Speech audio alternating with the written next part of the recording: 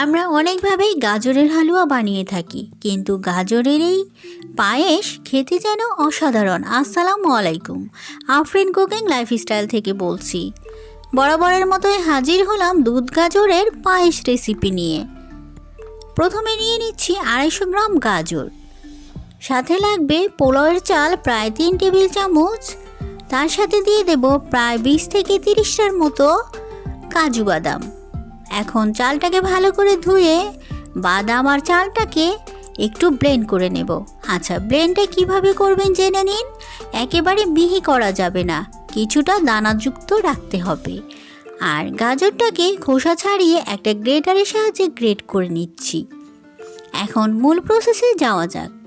একটা প্যানে দিয়ে দেবেন 2 টেবিল চামচ ঘি। ঘিটা একটু গরম হওয়ার পর দিয়ে দেবেন কেটে রাখা ড্রাই ফ্রুট, পছন্দ মতো দিয়ে দেবেন। একটু ভেজে নেবেন। একটু ভেজে নেওয়ার পর গ্রেট করে রাখা গাজরটা দিয়ে দেবেন। এখন গাজর আর ড্রাই ফ্রুট একসাথে প্রায় 5 থেকে 6 মিনিট ভেজে নেবেন। এখানে আমি 1 লিটার দুধকে ঘন করে নিয়েছি। ভেজে রাখা গাজরে ঘন দুধটা দিয়ে দেবেন। খুব ভালো করে মিশিয়ে দিয়ে দেবেন ব্লেন্ড করে রাখা চাল আর বাদামটা। এখন অনবরত 5 থেকে 6 মিনিট নেড়ে দেবেন। একটা আস্ত এলাচকে দিয়ে দেবেন। গ্যাসের ফ্লেমকে লো করে ঢাকা দিয়ে রেখে দেবেন যতক্ষণ পর্যন্ত না চাল আর গাজরটা গলে যায়। অবশ্যই মাঝে মাঝে নেড়ে দিবেন। আমি প্রায় 10 মিনিট পর ফিরে এসেছি। এতে কিন্তু চাল আর গাজর সম্পূর্ণ গলে গিয়েছে।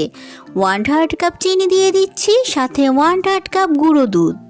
চিনির পরিমাণ বাড়িয়ে কমিয়ে দিতে পারেন।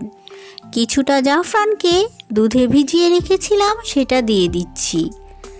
অবশ্যই নামানোর আগে 1 চা চামচ ঘি আর 1 চা চামচ কেওড়া জল দিয়ে দেবেন, এতে ফ্লেভার ভালো আসে।